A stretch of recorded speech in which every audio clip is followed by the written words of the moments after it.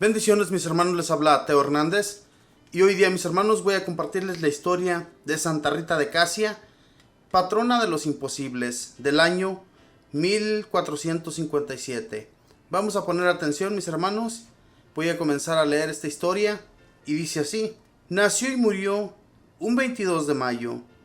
Vivió 76 años y pasó por todos los estados, martirio, viudez y vida religiosa, y en cada una de estas etapas se dedicó a cumplir sus deberes con la mayor exactitud posible y todo por amor a Dios.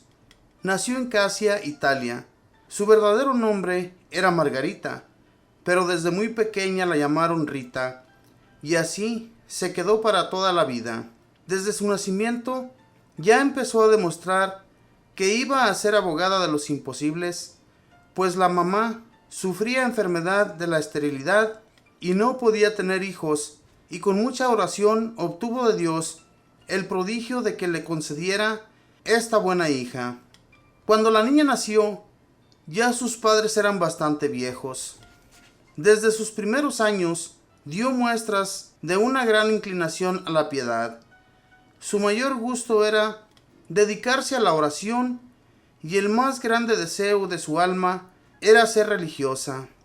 Pero los papás dispusieron más bien que debían hacerla contraer matrimonio, y ella, que siempre fue muy obediente, aceptó la determinación paterna.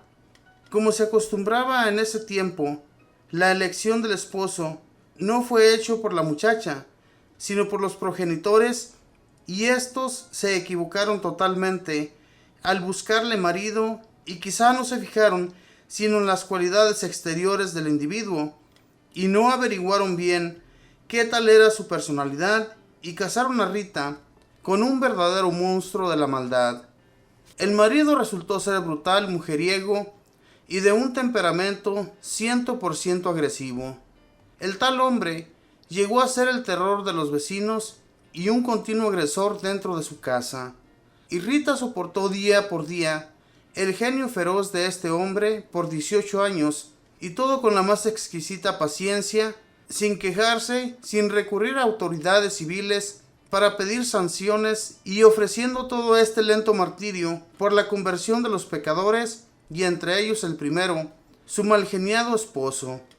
Y lo más grave, sus dos hijos heredaron el genio terrorífico de su padre y empezaron a seguir sus malas andanzas. Rita sufría profundamente, pero no podía hacer otra cosa que llorar y encomendarlos en sus continuas oraciones. Los buenos consejos que ella les daba les entraba por una oreja y se les salía por ambas sin conseguir ninguna enmienda.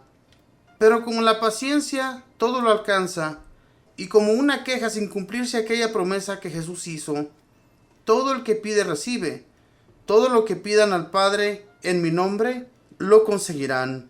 Al fin las oraciones y súplicas de la buena esposa y Santa Madre encontraron respuesta de Dios en el cielo, y el marido se convirtió y le pidió perdón a Rita por todo lo que la había hecho padecer.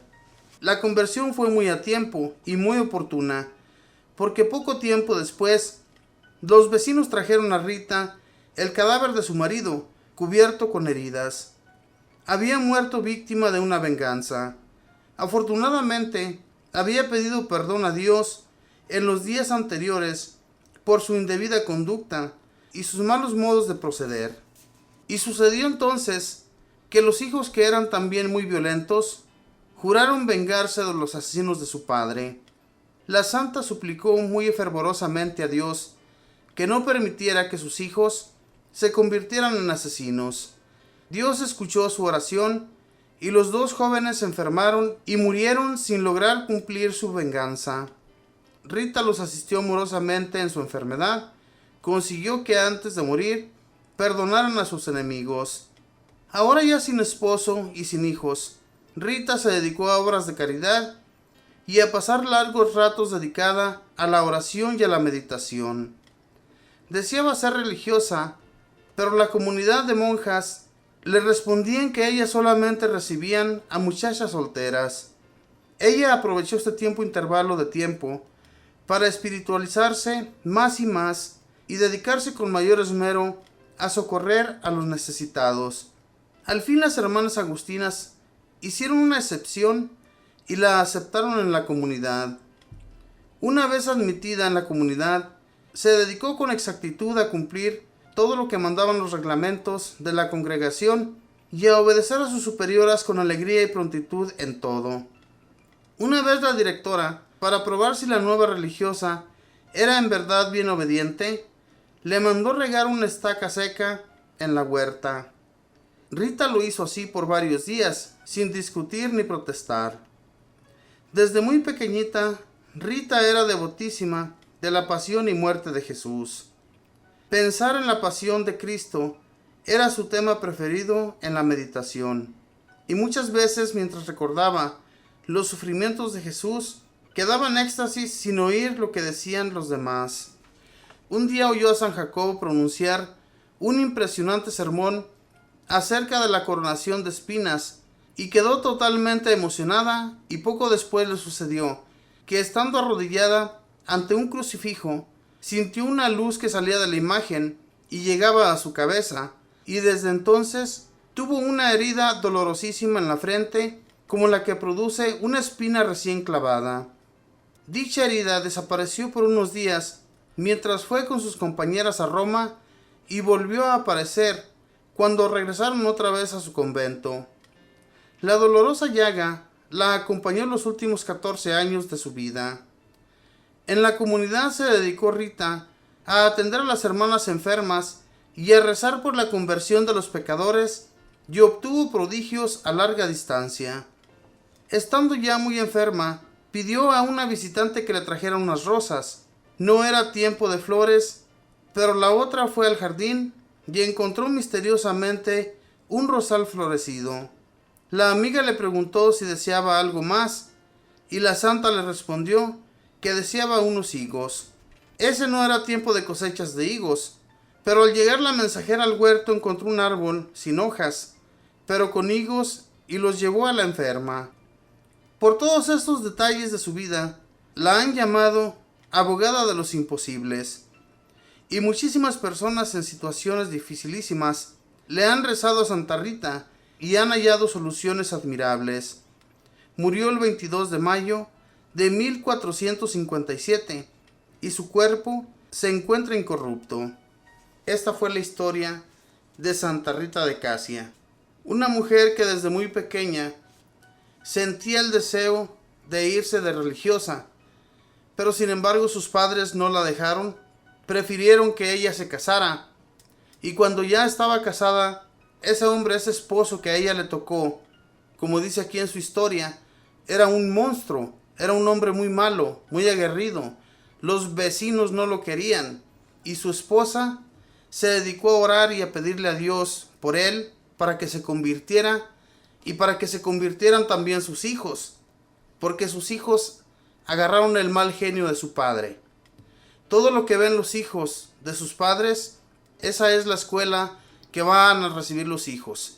Si un padre es bueno, los hijos son buenos, pero si los padres son malos, los hijos se van a convertir del mismo modo. Por eso, mis hermanos, cuando nosotros hablemos a nuestros hijos, seamos buenos maestros para ellos. Dediquemos bastante tiempo a nuestros hijos. No los abandonemos, ni dejemos que cometan maldades, como lo mismo que se dedicaron estos muchachos, estos jóvenes.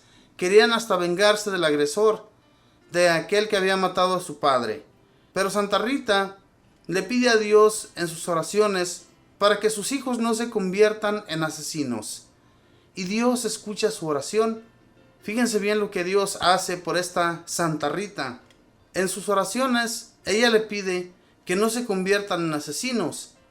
Pero cuando uno pide a Dios, mis hermanos, no sabemos de qué manera Dios va a actuar en nuestras vidas. Y en este caso, le quitó a sus dos hijos.